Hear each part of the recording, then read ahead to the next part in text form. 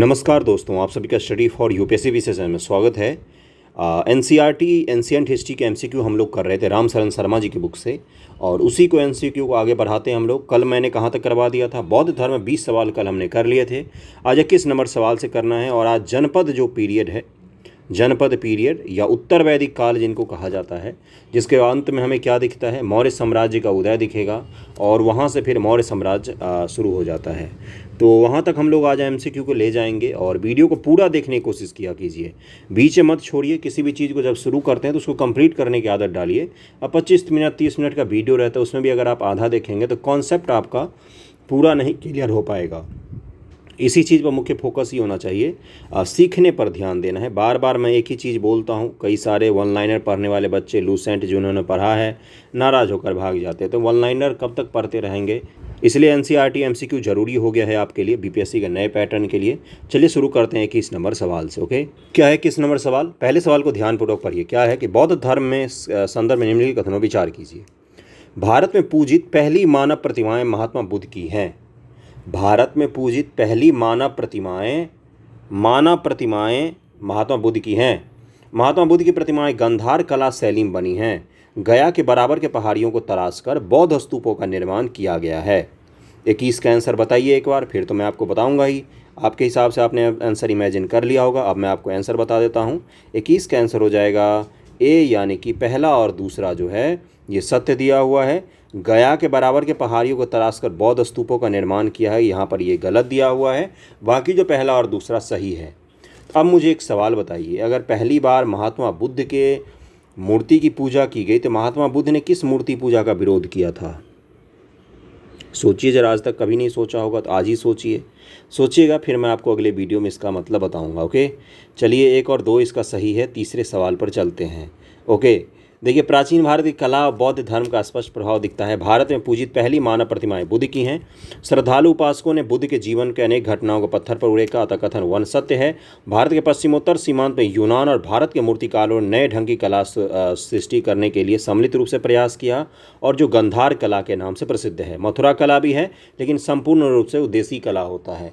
Mix art है आपका कौन सा? तो गंधार आर्ट मिक्स आर्ट है। इसी तरह से एक अमरावती कला भी है, अमरावती कला भी है, जिसको ध्यान में रखना है। दक्षिण भारत में है ये जगह।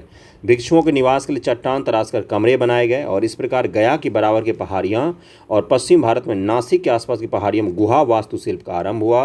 अतः कथन 3 यहाँ पर असत्य दिया हुआ है। अब घटनाएं हैं और उससे संबंधित स्थान है, आपको मैच करना है। जन्म उनका कहाँ पर हुआ था? तो जन्म हुआ था भाई लुम्बिनी में।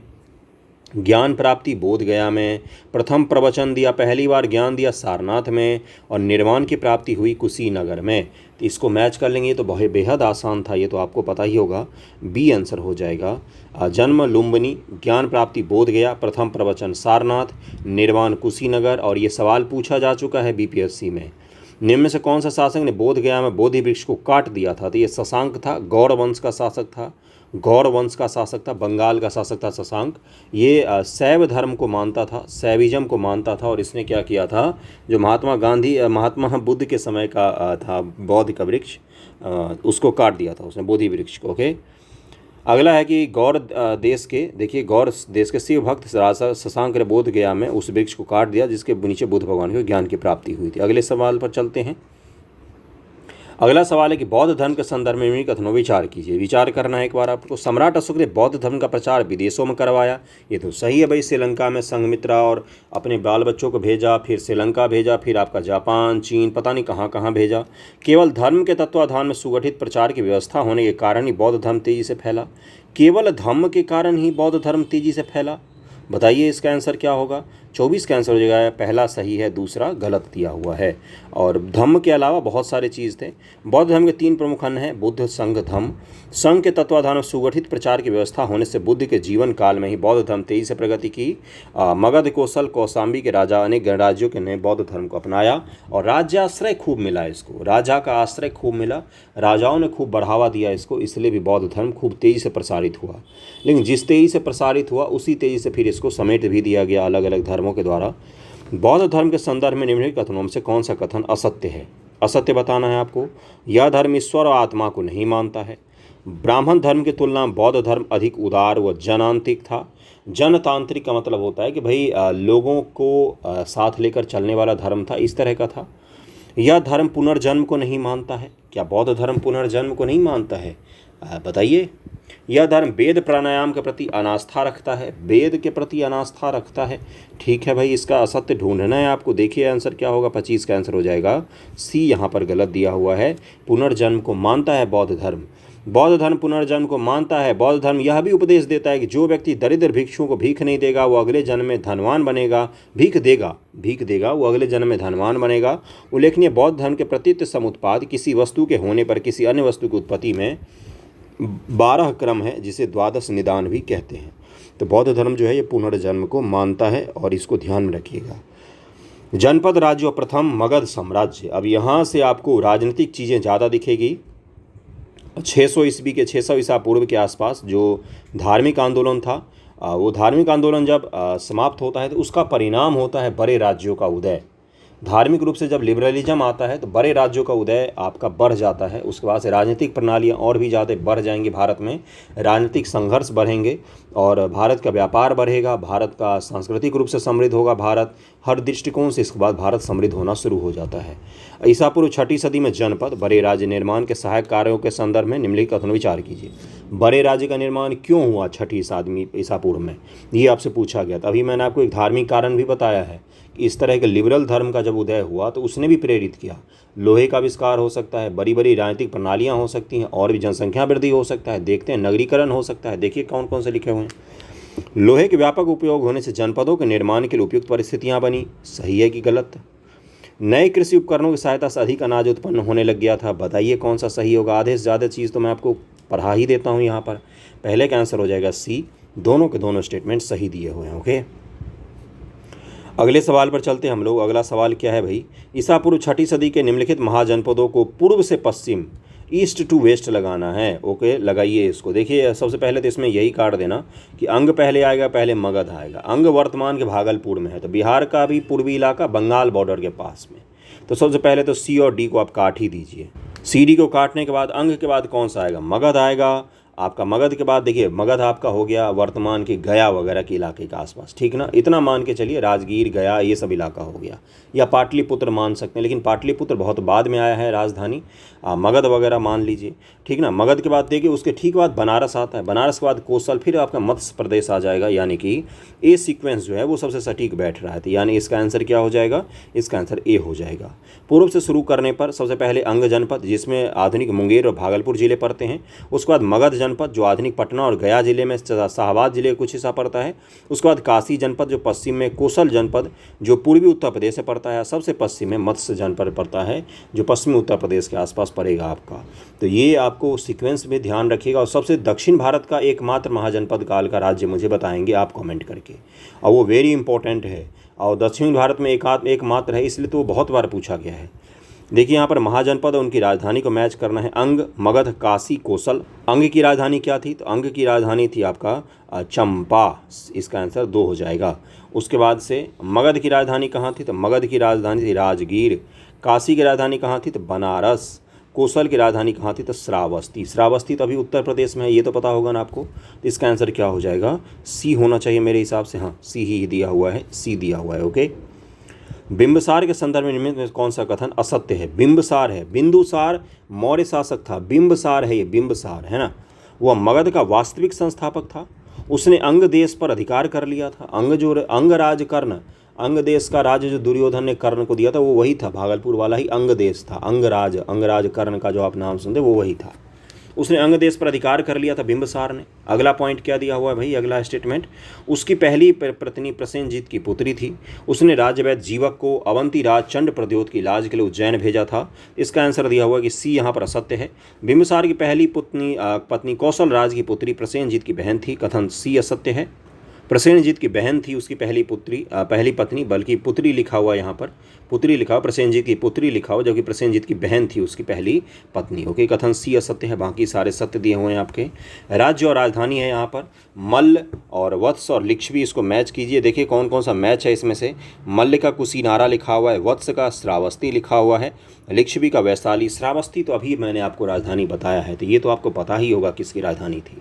बताइए इसका आंसर क्या हो जाएगा, 1 और 3 हो जाएगा, यानी कि देखिए मल्ल और लिच्छवी जो सम्मिलित है, लिच्छवी अपने बिहार में ही है, ये तो ध्यान में रखेंगे। और तिरहुत प्रमंडल जो आपका देखते हैं जिसमें मुजफ्फरपुर वगैरह का इलाका आता है, सीतामढ़ी, मुजफ्फरपुर, यही सब इलाका लिच्छवी कहलाता था। लिच्छवी ध्यान में रहेगा। इसका आंसर हो जाएगा सी। और देखिए मल्ल की राजधानी कुशीनारा, वत्स की कौशाम्बी और लिच्छवी हो गया वैशाली। ओके, अजात शत्रु के संदर्भ में निम्नलिखित कथनों पर विचार कीजिए। बिंबिसार ने उसे योग्यता के आधार पर राजा बनाया था। बिंबिसार ने योग्यता के आधार पर अजात शत्रु को राजा बनाया था, आपको लगता है ऐसा हुआ होगा? सत्य कथन बताना है। उसने काशी और वैशाली राज्यों को अपने राज्य में मिला लिया। इसका आंसर क्या हो जाएगा? बी हो जाए, केवल 2 सही है। अजातशत्रु ने अपने पिता बिंबिसार की हत्या करके सिंहासन पर अधिकार किया था, कथन 1 असत्य है। देखिए यहाँ पर क्या है, असत्य दिया हुआ है। अजातशत्रु ने पिता की हत्या, इसलिए उसको क्या कहा जाता है? पितृहंता वंश, पितृहंता वंश भी कहा जाता है। फिर अजातशत्रु की भी हत्या हो जाएगी। अजातशत्रु ने राज्य विस्तार के आक्रमक नीति से काम लिया। उसने अपने राज्य में काशी, वैशाली को मगध मिलाया और अपने साम्राज्य का विस्तार किया था, कथन 2 जो है यहाँ पर सत्य दिया हुआ है। ओके, मगध राज्य के संदर्भ में निम्नलिखित कथनों में से कौन सा सत्य है? मगध के बारे में कौन सा सत्य है ये आपको बताना है। हर्यक कुल के राजा उदयन ने पटना में किला बनवाया था। हर्यक कुल के राजा जो उदयन थे उन्होंने पटना में किला बनवाया था, सत्य है क्या? सत्य है। एक राट उपाधि महापदम नंद ने धारण की थी। महापदम नंद, नंद वंश का शासक, बहुत प्रतापी शासक था ये, इसको हल्के मत लीजिएगा। बहुत सारा इलाका पर इसने कब्जा किया था और इसने एकराट की उपाधि धारण की थी। आपको याद है ऐसा कुछ कि एकराट की उपाधि धारण की हो उसने, है ना? शिशुनाग वंश ने अवंती राज्य को मगध में लाया था। बताइए इसका आंसर क्या हो जाएगा? 7 का आंसर हो जाएगा डी। 1 2 3 जो है तीनों के तीनों सही दिया हुआ है। उपयुक्त सभी कथन सही है। उदयन अजातशत्रु के बाद मगध का राजा बना और ये हत्या करके बना था, अजातशत्रु का गर्दन काट दिया था। उसने शासन की महत्वपूर्ण घटना है कि उसने पटना में गंगा और सोन के संगम पर एक किला बनवाया और पाटलिपुत्र में पहली बार राजधानी भी लेकर यही आएगा। मगध पर शिशुनाग वंश के बाद नंद वंश का शासन हुआ। नंद वंश का महापदम नंद ने कलिंग को जीतकर मगध शक्ति को और बढ़ाया। देखिए कलिंग युद्ध आप सम्राट अशोक के बारे में पढ़ते हैं कि ये वो ठीक है भाई, कलिंग का युद्ध लड़े बहुत भयानक, और फिर उसके बाद जीत भी गए, लेकिन उसके बाद रक्तपात देखकर उनका मन बदल गया, उन्होंने धम्म की स्थापना की। ये तो सम्राट अशोक के बारे में पढ़ते हैं आप। लेकिन उससे पहले एक शासक था जिसने कलिंग को जीत लिया था, और जीता ही नहीं था बल्कि वहाँ नहर का निर्माण भी करवाया था। ये हमें कहाँ से पता चलता है? तो हाथी गुम्फा अभिलेख जो है आपका खारवेल का, उससे हमें पता चलता है कि कलिंग को पहले भी किसी शासक ने जीता था, उसका नाम था महापदम नंद। तो ये हाथी गुम्फा अभिलेख भी ध्यान में रखना है, महापदम का भी ध्यान में रखना है, एक राट की उपाधि भी ध्यान में रखना है, और इस कहानी को भी ध्यान में रखना है। ओके, देखिए क्या है, और विजय स्मारक के रूप में जीन की मूर्ति भी उठा लाए। जीन का मतलब है कि जैनिज्म को मानते थे कलिंग के शासक। खारवेल भी जैनिज्म को मानता था, जैन धर्म को मानता था। तो जीन की जो मूर्ति थी वो भी उठा कहाँ पर ले आया? पटना ले आए। महापदम नंद ने एक राट की उपाधि धारण की थी। मगध में शिशुनाग वंश के शासन के समय अवंती राज्य की शक्ति को समाप्त कर उसे मगध राज्य मिला लिया गया था। इसके साथ ही अवंती और मगध के बीच 100 साल पुरानी शत्रुता का अंत हो गया था। निम्नलिखित जनपदों में से किसने सबसे पहले युद्ध में हाथियों का प्रयोग बड़े पैमाने पर किया? देखिए जब कलिंग को जीता मगध ने, तो मगध के पास भारी मात्रा में हाथी आए, जंगल का बहुत सारा इलाका आया, इसके पास लोहा भी आया। छोटा नागपुर का पठार का इलाका जो है वहाँ से भारी मात्रा में इसको लोहा वगैरह भी मिला, खनिज संसाधन भी खूब सारा मिला, और हाथी भी मिला। हाथी आज आपको लगता होगा ठीक है भाई हाथी, लेकिन उस समय के हिसाब से ये बहुत ही भयानक था। युद्ध में जब इसको शामिल किया जाता था, एक नई टेक्नोलॉजी थी इतने बड़े पशु को शामिल करना। इसका आंसर क्या हो जाएगा? और ये मगध साम्राज्य ही था, जिसके बदौलत फिर मगध के राजाओं ने क्या किया? सबसे बड़ा साम्राज्य खड़ा किया हाथी और लोहे की बदौलत। इसमें हाथी और लोहे का बहुत बड़ा योगदान था, और भी चीज़ों का योगदान है। बहुत प्रतापी शासक हुए उसका भी योगदान है, महत्वाकांक्षी शासक हुए, एक से बढ़कर एक शासक आपको मगध में दिखेंगे, लेकिन हाथी का भी बहुत बड़ा योगदान था। जब सिकंदर भारत आया तो उसका पहली बार हाथी से सामना हुआ, आधे सैनिक तो उसको देखकर ही भाग गया। आप अलेक्जेंडर मूवी देख सकते हैं, आप इंग्लिश हॉलीवुड की मूवी है। इसका आंसर हो जाएगा बी। मगध साम्राज्य पर शासन करने वाले राजवंशों को सही क्रम में व्यवस्थित कीजिए। हर्यक, नंद, शिशुनाग, मौर्य। हर्यक, शिशुनाग, नंद, मौर्य वंश। इसका आंसर क्या हो जाएगा? इसका आंसर हो जाएगा बी। हर्यक वंश सबसे पहले, फिर शिशुनाग वंश, फिर नंद वंश, फिर मौर्य वंश आएगा। ओके, हर्यक वंश, शिशुनाग वंश, नंद वंश और मौर्य वंश आता है। मगध का एक साम्राज्य के रूप में स्थापित होने के कारणों के संदर्भ में निम्नलिखित कथनों पर विचार कीजिए। उसके पास समृद्ध लौह खनिज के भंडार थे, अभी मैंने आपको बताया कि सही है भाई। यह उपजाऊ मध्य गंगा के मैदान के भाग में पड़ता था। इसमें देखिए जो मगध साम्राज्य है उसके आस पर उसके क्षेत्रों को देखिए तो आपको मैदानी भाग दिखेगा मुख्य रूप से।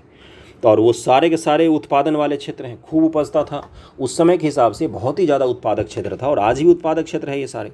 इनकी दोनों राजधानियाँ सामरिक दृष्टि से महत्वपूर्ण स्थानों पर थी। राजगृह जो है ये भी पहाड़ियों से घिरा हुआ है और पटना जो है ये एक जलदुर्ग है। तो ये दोनों के दोनों राजधानी जो थे इनके, दोनों ही राजधानियाँ हमेशा ही सुरक्षित रहीं नेचुरल तरीके से। इनको सुरक्षा करने के लिए उनको कुछ खास एफर्ट नहीं लगाना पड़ा। तो ये भी आंसर सही हो जाएगा। 10 का आंसर क्या हो जाएगा, तीनों का तीनों स्टेटमेंट जो है वो सही दिया हुआ है। ओके, अगले सवाल पर चलें हम लोग। चंद्रप्रद्योत, प्रसेनजीत, अजातशत्रु और उनका राज्य दिया हुआ है सामने। अब आपको ये बताना कौन से सुमेलित हैं। चंद्रप्रद्योत के सामने अवंती लिखा हुआ है, प्रसेनजीत काशी का लिखा हुआ है, अजातशत्रु मगध का शासक था। तो देखिए तीसरा तो गारंटेड सही है, तो इसको तो काट ही दीजिए। अब आप इसमें से चूज कीजिए कौन सा होगा एक दो में से।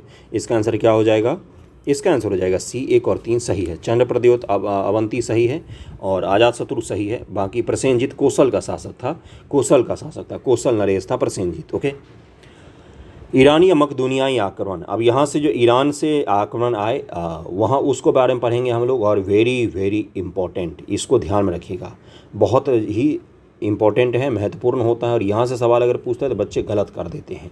इसलिए ईरानी आक्रमण का प्रभाव क्या क्या लेकर आए, कौन कौन सी तकनीक लेकर आए और किस भाग में आक्रमण किया, कहाँ पर कौन सा कला संस्कृति है उनका, इसको हमें पढ़ना है। ओके, सवालों के द्वारा ही पढ़ना है। 516 ईसा पूर्व पश्चिमोत्तर भारत में ईरानी आक्रमण के संदर्भ में निम्नलिखित कथनों विचार कीजिए। सर्वप्रथम दारावहु या डेरियस प्रथम ने पश्चिमोत्तर भारत पर आक्रमण किया। दारावहु कहा जाता है इसको। यह साम्राज्य का सबसे अधिक उपजाऊ क्षेत्र था। इस क्षेत्र में सुगठित शक्तिशाली राज्य का अभाव था। क्या इसलिए आक्रमण किया था? पहले का आंसर क्या हो जाएगा? पहले का आंसर हो जाएगा डी। तीनों के तीनों स्टेटमेंट जो हैं सही दिया हुआ है। सर्वप्रथम ईरानी शासक दारावहु या दारायवहु ने डेरियस, जिसको कहा जाता है 516 ईसा पूर्व पश्चिमोत्तर भारत पर आक्रमण किया। उसने पंजाब, सिंधु नदी के पश्चिम के इलाकों सिंध को जीतकर अपने साम्राज्य मिला लिया।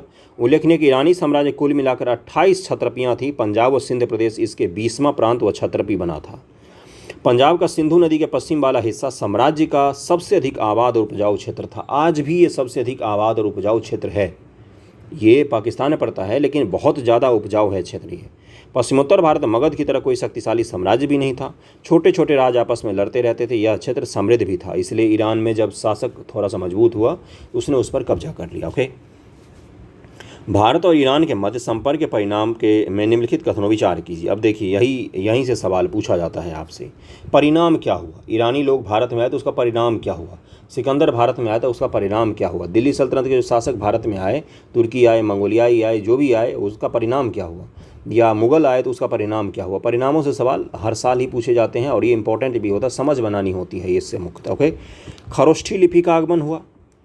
स्थापत्य कला पर ईरानी प्रभाव। कौन सा ईरानी प्रभाव आपको दिखता है? तो सम्राट अशोक के जो स्तंभ दिखते हैं आपको, उसमें ईरानी प्रभाव दिखता है। और आपको राज्यों को गवर्नरी में बांटकर या बहुत बड़े साम्राज्य को अलग अलग छोटे छोटे राज्यों में बांटकर जो शासन किया जाता है, ये भी ईरानी प्रभाव ही है ना। व्यापार संबंधों की स्थापना हुई, गलत लिखा है हुई, है ना। इसका आंसर हो जाएगा डी। 1, 2, 3 तीनों के तीनों सही दिए हुए हैं। ओके, तीनों आपको बता ही दिया मैंने। भारत में सिकंदर की सफलता के संदर्भ में निम्नलिखित कथनों विचार कीजिए। उसमें भारत में कोई केंद्रीय सत्ता नहीं थी, उसके पास प्रशिक्षित सैन्य बल था। इसका आंसर हो जाएगा दोनों के दोनों सही है। लेकिन आपको पता है एक चीज़ मैं बताऊं, अगर आप हॉलीवुड की मूवियाँ देखेंगे सिकंदर के से जुड़े हुए, उसमें यह दिखाता है कि सिकंदर परास्त होकर लौटा था और पोरस ने उसको इतनी बुरी तरीके से हराया था। पोरस भले ही हार गया था लेकिन उसने इतना ज़्यादा नुकसान पहुँचाया था सिकंदर की सेना को कि डर के मारे उन लोगों ने बोला कि अब हम आगे नहीं बढ़ेंगे और वापस हो गए थे वो। पोरस के बारे में बोला जाता है कि 6.5 से 7 फीट लंबा आदमी था और बहुत बड़ा योद्धा था। सिकंदर ने भी उसका सम्मान किया था, ऐसा इतिहासकार बताते हैं। अलग अलग इतिहासकार हैं। रामशरण शर्मा जी स्पष्ट रूप से लिखते हैं कि सिकंदर भारत में भी जीत गया था। जबकि अगर मूवियाँ देखेंगे, हॉलीवुड का देखेंगे, तो उसमें वो सब बताते हैं कि सिकंदर हार के वापस आया था। पहली बार दुनिया में कहीं पर हारा था तो भारत में ही आकर वो हारा था। तो ये अलग अलग थॉट्स हैं। अब आपके विचार कुछ और हो सकते हैं, मैंने आपको बता दिया है, इसको ध्यान में रखिएगा। इसका दोनों कथन सही दिया हुआ है। अगले सवाल पर चलते हैं हम लोग। सिकंदर के भारत पर आक्रमण के संदर्भ में निम्नलिखित कथनों विचार कीजिए। भारत में उसका सामना सबसे पहले तक्षशिला के शासक आम्भी से हुआ। तक्षशिला का शासक आम्भी से उसका सामना हुआ। उसका भारत में पहला सबसे शक्तिशाली प्रतिरोध पोरस ने किया था। अभी मैंने बताया कि पोरस के बारे में बताते हैं इतिहासकार जो उसका चित्रण करते हैं, उसमें कि 7 फीट लंबा था वो और बहुत शक्तिशाली शासक था। उसके द्वारा भारत पर आक्रमण के समय मगध पर मौर्य वंश का शासन था। मगध पर मौर्यों का नहीं, उस समय किसका था? तो नंद वंश का शासक था। जिस नंद को किसने धमकाया था? तो चाणक्य ने बोला था कि जाकर सिकंदर का सामना करो, आप भारत के सबसे बड़े साम्राज्य हैं आपके पास, तो आपका एक कर्तव्य बनता है कि भारत की रक्षा करें आप। तो मगध ने रक्षा नहीं की थी। इस कारण से भी क्या हुआ था, सिकंदर भारत के अंदर तक आया और काफ़ी सारे इलाकों को जीत लिया था। तो चौथे का आंसर क्या हो जाएगा? चौथे का आंसर हो जाएगा 1 और 2 सही है, तीसरा यहाँ पर गलत दिया हुआ है। ओके, आगे बढ़ते हैं हम लोग। देखिए यहाँ पर क्या लिखा हुआ है, एक बार पढ़ देता हूँ कि 326 ईसा पूर्व में सिकंदर के भारत पर आक्रमण के क्रम में उसका पहला सामना तक्षशिला के शासक आम्भी से हुआ, परंतु झेलम नदी के किनारे पहुंचने पर सिकंदर का पहला और सबसे शक्तिशाली प्रतिरोध पोरस ने किया। वह पोरस की बहादुरी और साहस से बड़ा प्रभावित हुआ, इसलिए उसका राज्य वापस कर दिया और उसे अपना सहयोगी बना लिया। पोरस का राज्य झेलम और चेनाब नदी के मध्य था। अभी मैंने बताया आपको, पोरस से बहुत प्रभावित हुआ वो, कि इतना शक्तिशाली तरीके से कौन लड़ सकता है, इस तरह से बहादुरी से कौन लड़ सकता है। सिकंदर का भारत अभियान 19 महीने का रहा, अतः कथन 1 और 2 सत्य है। और उसके आक्रमण के समय मगध पर नंद वंश का शासन था। यूनानी इतिहासकारों के अनुसार चंद्रगुप्त मौर्य नंद वंश की सत्ता को उखाड़ फेंकने के लिए सिकंदर को जाकर मिला था, अतः कथन 3 असत्य दिया हुआ यहाँ पर। उल्लेखनीय है कि उस समय नंद वंश का राजा घनानंद शासन कर रहा था और इसी घनानंद को हराया था किसने? तो चाणक्य ने। सिकंदर के आक्रमण के परिणाम के संदर्भ में निम्नलिखित विचार कीजिए। अब देखिए आ गया ना परिणाम, यूनानी आए, उनका परिणाम आया, अभी सिकंदर आ गया, अब इसका परिणाम आ गया। आदि क्या है? तो उत्तर भारत के अभियान से 4 भिन्न भिन्न स्थल मार्ग और जल मार्ग खुले। उसने झेलम के तट पर बुकेफाल नगर बसाया। बुकेफाल नगर को ध्यान में रखिएगा। उसने नियारकस को सिंधु नदी के मुहाने से फरात नदी के मुहाने तक स्थल मार्ग खोजने को भेजा था। 5 का आंसर क्या हो जाएगा? 1 और 2 यहाँ पर सही है, तीसरा यहाँ पर गलत दिया हुआ है। क्यों गलत है भाई? देखिए यहाँ पर लिखा हुआ, उसने अपने पिता नियारकस जिसको बोलते कि नहीं, तो सिंधु नदी के मुहाने से फरात नदी के मुहाने से समुद्र का पता लगाने बंदरगाहों को ढूंढने के लिए भेजा था। और इस स्टेटमेंट में क्या लिखा हुआ था? स्थल मार्ग खोजने के लिए। सिंधु नदी के मुहाने से स्थल मार्ग कैसे खोजेगा फरात नदी तक? क्या खोलेगा? तो जल मार्ग ही तो खोजा जाएगा। तो इसका आंसर क्या हो जाएगा? 1 और 2 सही है, तीसरा यहाँ पर गलत दिया हुआ। स्थल मार्ग खोजने क्यों जाएगा सिंधु नदी के मुहाने पर, आप मुझे बताइए। तो इसका आंसर क्या हो जाएगा? 1 और 2 सही है, तीसरा यहाँ पर गलत दिया हुआ है। अगले सवाल पर हम लोग चलते हैं। बुद्ध काल में राज्य और वर्ण समाज, अब इसके कुछ सवाल होंगे, उसके बाद हमारा ये आज का वीडियो समाप्त हो जाएगा। 6ठी सदी ईसा पूर्व के संदर्भ में निम्नलिखित कथनों विचार कीजिए। अगर वीडियो पसंद आ रहा हो तो लाइक कीजिए वीडियो को। पढ़ने वाले अगर कुछ अच्छे बच्चे हों तो उनको शेयर ज़रूर कर दीजिएगा, वो भी देख लेंगे और हम मेरे ऊपर भी थोड़ा सा एहसान कर देंगे आप, है ना। यह उत्तरी काल काला पॉलिशदार मृदभांड का आरंभ का काल है। 6ठी सदी ईस्वी के कुछ पहचान हैं, जैसे बौद्ध और जैन धर्म का उदय भी एक पहचान है। और धार्मिक आंदोलन जिसको कहा जाता है, क्या कहा जाता है? धार्मिक आंदोलन। द्वितीय शहरीकरण का दौर इसको कहा जाता है। पहला शहरीकरण कौन है भारत में? तो सिंधु घाटी सभ्यता है पहला शहरीकरण। दूसरा शहरीकरण किसको माना जाता है? तो 6ठी शताब्दी ईसा पूर्व में, जिसमें पाटलिपुत्र, राजगीर और आपके कोसल, बनारस, ये सब बड़े बड़े शहरों का उदय होता है। बड़े शहर थे उस समय के हिसाब से ये। और मृदभांड भी इनके कुछ पहचान है। तो अब मृदभांड कौन से पहचान है, उसी से जुड़ा हुआ आपसे सवाल पूछा गया है। यह भारत का द्वितीय नगरीकरण का काल कहलाता है। इस काल पक्की ईंट, छल्लेदार कुओं का प्रयोग देखने को मिलता है। कुएं आज आपको नॉर्मल लगते होंगे, लेकिन कुओं के कारण ही नदी से दूर जाकर इंसानों का बसना संभव किस लिए हो पाया? तो कुओं के कारण ही संभव हो पाया। कुएं और तालाब नहीं होते तो नदी से दूर जाकर हमारी सभ्यता का विकास नहीं हो पाता। इंसान को ये पहली बार पता चला कि मिट्टी खोदने पर भी पानी निकल सकता है, और ये बहुत ही बड़ा आविष्कार था। आज आपको लगता होगा क्या है ये, लेकिन बहुत ही बड़ा आविष्कार था, जिससे क्या हुआ, दूर दराज के क्षेत्रों में भी गाँव बसने लग गए, क्योंकि पानी ही था मुख्य चीज़ जिसने गाँव को फैलने से, शहरों को फैलने से, सभ्यताओं को फैलने से रोक रखा था। तो इसका आंसर क्या हो जाएगा? 1 और 2 सही दिया हुआ है, लेकिन तीसरा गलत दिया हुआ है। पक्के ईंटें और छल्लेदार कुएं जो हैं, इनका हमें कब से आरंभ दिखता है? तो 6ठी सदी ईस्वी नहीं, 3वीं सदी ईस्वी। मौर्यों का पीरियड है मुख्य रूप से हमें ये चीज़ दिखेगा, तो 3री सदी ईस्वी में दिखता है, ना कि 6ठी सदी ईस्वी में। इसको ध्यान में जरूर रखिएगा, वेरी इंपॉर्टेंट है छल्लेदार कुएँ वाला जो आपको मैंने बताया है वो। ओके, बस सदी को ध्यान में रखिएगा, 6ठी नहीं है, 3री है। अगले सवाल पर चलते हैं कि 6ठी सदी ईसा पूर्व में व्यापार के संदर्भ में निम्नलिखित कथनों पर विचार कीजिए। इस काल में वणिकों ने श्रेणियों का निर्माण आरंभ कर दिया था। श्रेणियाँ एक छोटे मोटे संगठन होते थे जो व्यापारियों का संगठन होता था। वाराणसी मुख्य व्यापारिक केंद्र था। इस काल में धातु के सिक्कों का प्रचलन आरंभ हो गया था। तो इसका आंसर हो जाएगा डी, तीनों के तीनों स्टेटमेंट सही दिया हुआ है। अलग अलग श्रेणियाँ मिलती हैं, रंगकारों की श्रेणियाँ, चर्मकारों की श्रेणियाँ, बढ़ई की श्रेणियाँ, छठी सदी ईसा पूर्व के संदर्भ में निम्नलिखित में से कौन सा कथन असत्य है? किसान अपनी उपज का छठा भाग कर के रूप में चुकाते थे, 1/6 कर के रूप में चुकाते थे। पाली ग्रंथों में गांव 3 प्रकार के बताए गए हैं। भोजक गांव का मुखिया कहलाता था। शतमान इस काल का प्रसिद्ध ग्रंथ है। बताइए कौन सा सही हो जाएगा इसका? जो इसमें डी दिया हुआ है वो यहाँ पर गलत है। शतमान दरअसल में शतमान और निष्क जो थे ये एक प्रकार के मुद्रा होते थे, शतमान और निष्क, इसलिए यहाँ पर डी गलत दिया हुआ है। बाकी तीनों यहाँ पर सही दिए हुए हैं, सही दिया हुआ है। देखिए यहाँ पर क्या लिखा है, वैदिक ग्रंथों में आए शतमान और निष्क जो वस्तुतः एक अलंकरण थे, मुद्रा के नाम से माने जाते हैं। ओके, अगला है कि छठी सदी ईसा पूर्व में अधिकारी वर्ग के संदर्भ में इनमें से कौन सा कथन सही है? महामात्र इस काल में उच्च कोटि के अधिकारी होते थे। शुल्काध्यक्ष इस काल में कर वसूला करते थे। बलि साधक चुंगी वसूलने वाले अधिकारी होते थे। चौथे का आंसर क्या हो जाएगा? बी हो जाएगा, केवल और केवल यहाँ पर 1 जो है वो सही दिया हुआ है।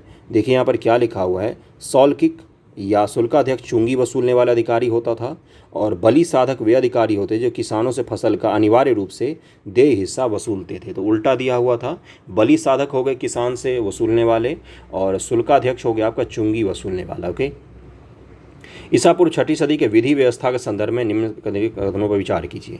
भारतीय विधि और न्याय व्यवस्था का उद्भव इस काल में हुआ। वर्णभेद के आधार पर ही व्यवहार विधि और दंड विधि निर्धारित हुई। तो इसका आंसर क्या हो जाएगा? सी आंसर हो जाएगा। दोनों स्टेटमेंट सही दिया हुआ है। अगला है आपका बुद्धकालीन गणतंत्रीय और राजतंत्रीय प्रणाली के बारे में विचार करना है आपको। गणतंत्रों में प्रजा से राजस्व वसूलने का हकदार प्रत्येक गण का था, जबकि राजतंत्रों में एकमात्र राजा इसका हकदार था। ब्राह्मणों अपने धर्मशास्त्र में आरंभिक गणराज्य का कोई मान्यता नहीं प्रदान किया। गणतंत्रों के विपरीत राजतंत्रों का संचालन अल्पतांत्रिक सभाएं करती थी। तो छठे का आंसर क्या हो जाएगा?